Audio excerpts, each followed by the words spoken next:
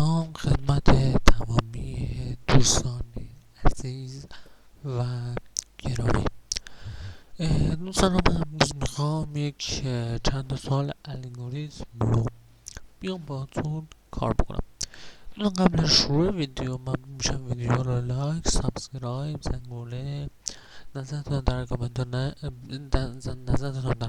بگید. ممنون میشم که سابسکرایب کنید و عضو چنل بنده بشید و کلی به من انرژی بدید تا بتونم ویدیوهای قشنگ و مفید و کاربردی رو برای شما قرار بدم. خب دوستان میریم سراغ ویدیو. دوستان همونجوری که در صفحه میرید وارد ما برنامه ویژوال استودیو شدیم که همتون میدونید ما دو برنامه ویژوال استودیو و وی اس کد داریم. حالا فرق ویژوال استودیو چیه با وی اس کد چیه؟ ویژوال استودیو کدهای سی شارپی، کدهای ویندوز، کدهای اپلیکیشن، کدهای متفاوتی رو میتونیم در ویژوال استودیو 2022 انجام بدیم. وی اس کد مثل پایچارم و پایتون هست، یعنی کدایی که ما در پایچارم یا پایتون می‌نویسیم در اونجا فقط میتونیم قرار بدیم در وی اس کد. وی اس کد نسخه‌های متفاوتی داره: 2019، 2022، 2023، 2024 الی آخر. ولی ویژوال استودیو فقط 2022 موجود هست. نسخه قدیمش هست ولی نسخه به بعد فکر کنم نباشه. حالا میریم وارد ویژوال استودیو میشیم. اپراسیونز اخیراً چیزایی که من این روز استفاده کردم اینجا ذخیره داده میشه و در قسمت get start در بخش create a new project میگه بساز پروژه جدید. من میزنم اینجا میگه که search for templates، میگه که اون اون چیزی که میخوای رو بیا در اینجا سرچ کن. میگم کنسول اپ.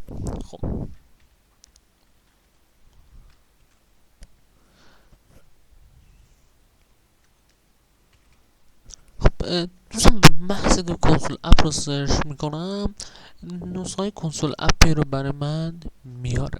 کنسول اپ بخش سی شارپ، ویژوال بایس، دات ویژوال بایس، دارم چیزی حالت ویندوزی و سی شارپ. من کاری با اینا ندارم.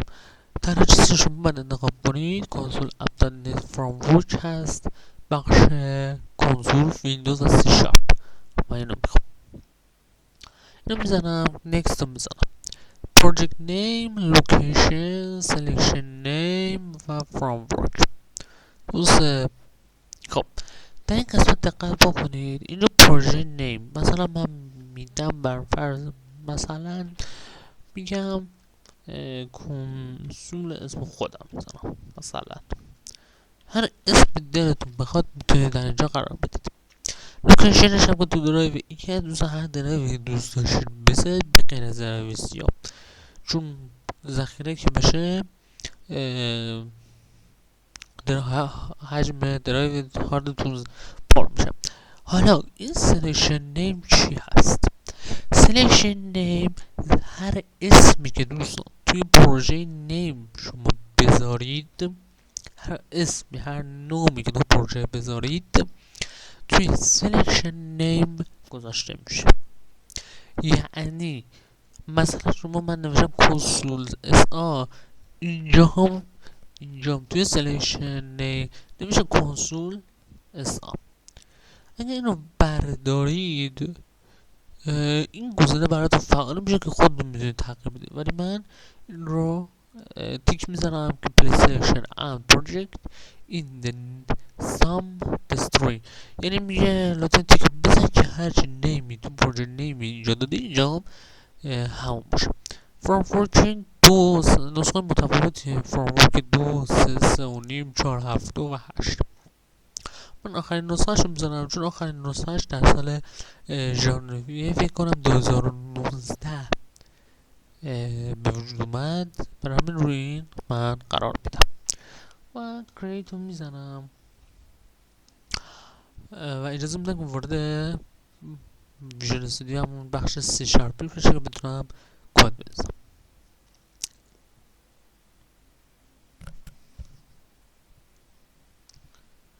خب دوستان، همونجوری که میبینید ما وارد بخش سی شارپ ویژوال استودیو شدیم.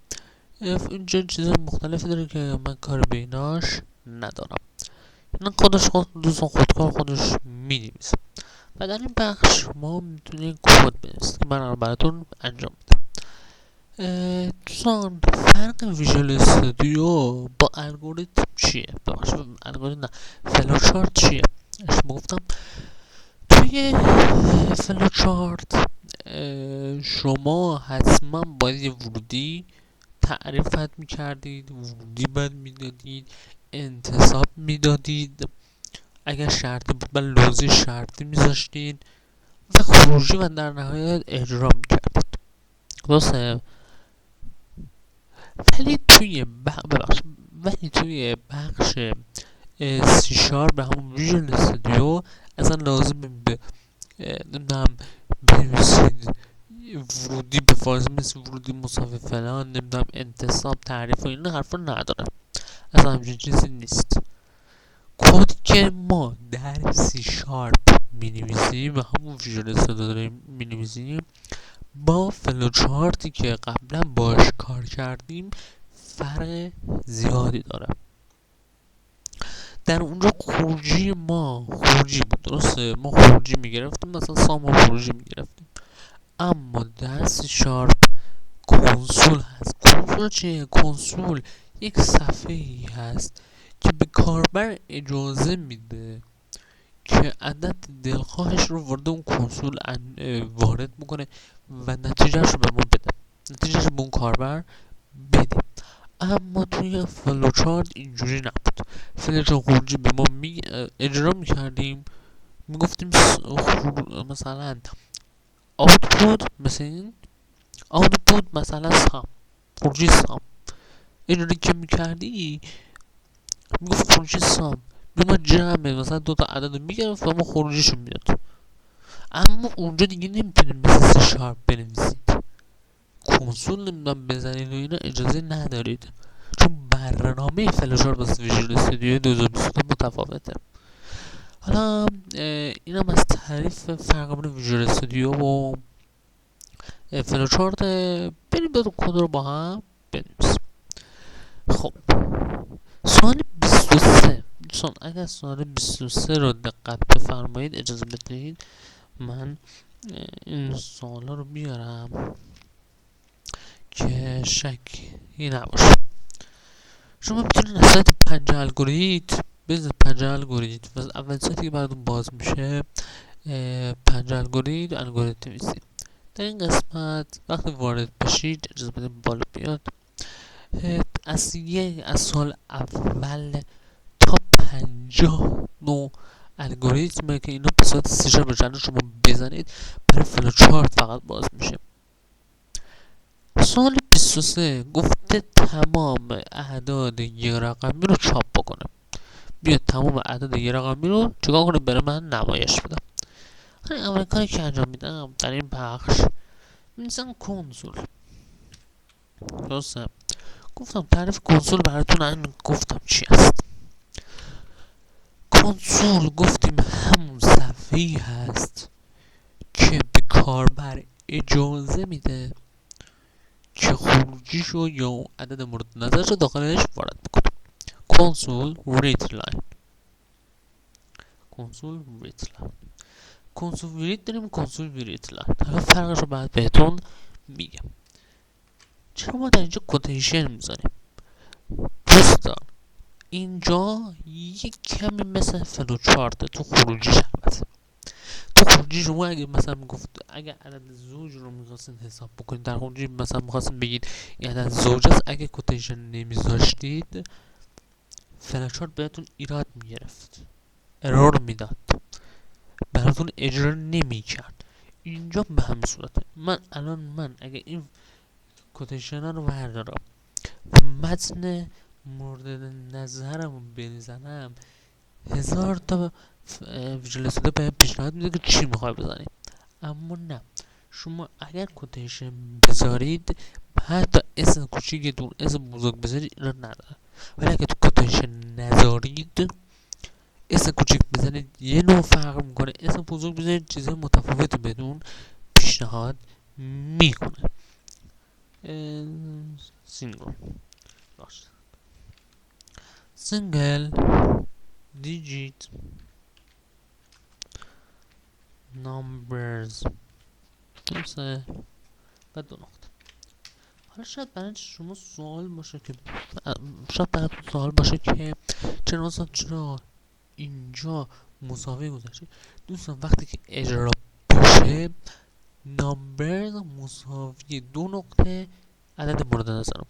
این چیه؟ این نقطه ویرگول هست، در بعضی جاهایی از متن باید بذارید، مثل کنسولت لاین این متن اگه نذارید برید تو خط پایینیش، یعنی انتظار بدید برید تو خط پایین به ازتون ارور میگیره، اجازه نمیده برنامه اجازه نمیده اجرا بشه. برای نقطه ویرگول رو میذاریم که متن تموم شده بره تو خط بعد.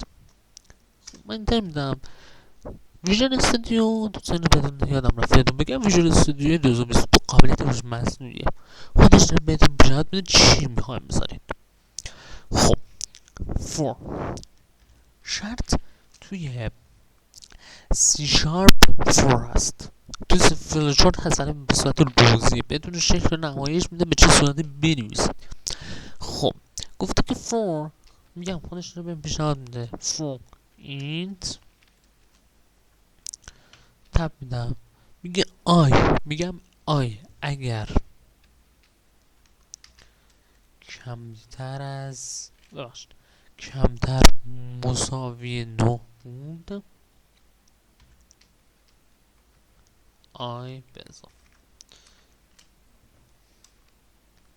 اینو میزنم. دوستان در قسمت فور هیچ وقت از نقطه ویرگول استفاده نکنید، درسته؟ هیچ وقت، یعنی متنتون تموم شده اگه توی این قسمت بذارید متن تموم شده و این متن اجرا نمیشه. حتما بعد دو تا گیومه بذارید تا براتون اجرا بکنه. و اینجا میگم که کنسول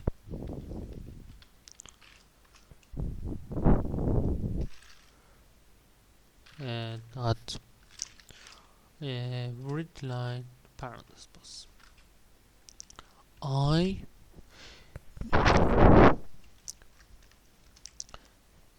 به اضافه دوتا کوتیشن اینجا من فاصله میدم و میبندمش. ببینید وقتی اینو میذارید داره متنتون به تموم شده دیگه، نمیخواین ادامه بدید، یعنی خط دیگه، یعنی متن دیگه که ندارم برای تو خط بعد. اینو کنترل فنج میزنم یا هم اجراش میکنم. خب یکم زمان میبره ولی باز میشه. نگاه کنید گفته single digit numbers عدد 0 تا 9 گفته بگه کمتر مساوی 9 بود، کمتر از 9 و خود 9 هم باید باشه. اما اگر من بیام اینجا رو بزنم بزرگتر مساویه اجراش بکنم، نگاه میبینید اجازه بهم نمیده، میگه اصلا تو عدد بزرگتر از 9 نداری. ولی اگه من همینجا بیام 15 بزنم، درسته، بازم من اجازه نمیده، چون برنامه یه دستوری که من دادم خیلی فرق میکنه. اگه بخوایم بزرگتر بزنید حتما برنامه رو باید کدایی که نوشتید رو تغییر بدید. خب حالا من میخوام بیام ببینم این پشت صحنه‌اش چجوری کار میکنه. F11 رو میزنم. خب میبینید فلش من کدوم بخشه در این قسمت. F11 میزنم هیچ اتفاقی نمیفته. F11 int آی من صفره میاد تو این گفته آی اگه کمتر مساوی 9 باشه. اینجا به من هسته که بزنم، اجازه بدید میاد تو این قسمت آی من صفره، میاد دوباره آی چون هیچی عدد ندادم 1 2 3 2 3 4 5 6 تا 9.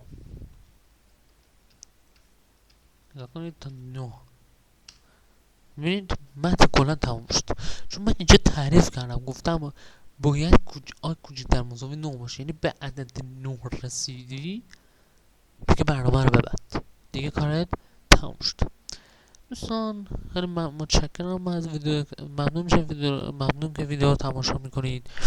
ویدیو رو لایک، سابسکرایب، زنگوله و نظرتون هم در کامنت ها بگید. حتما سابسکرایب کنید، عضو چنل بنده بشید و وقتی سابسکرایب میکنید اشتیاق زیادی به من میدید، یک انرژی مفیدی به من میدید، میتونم بیشتر براتون ویدیوهای خوب بذارم. ممنون اگر ویدیو خوب و مفید و کاربردی برای شما بود به من بگید تا ویدیوهای بیشتری برای شما به صورت ویژوال استودیو یا همون C# براتون بذارم. فعلا خدا نگهدارتون. خداحافظ.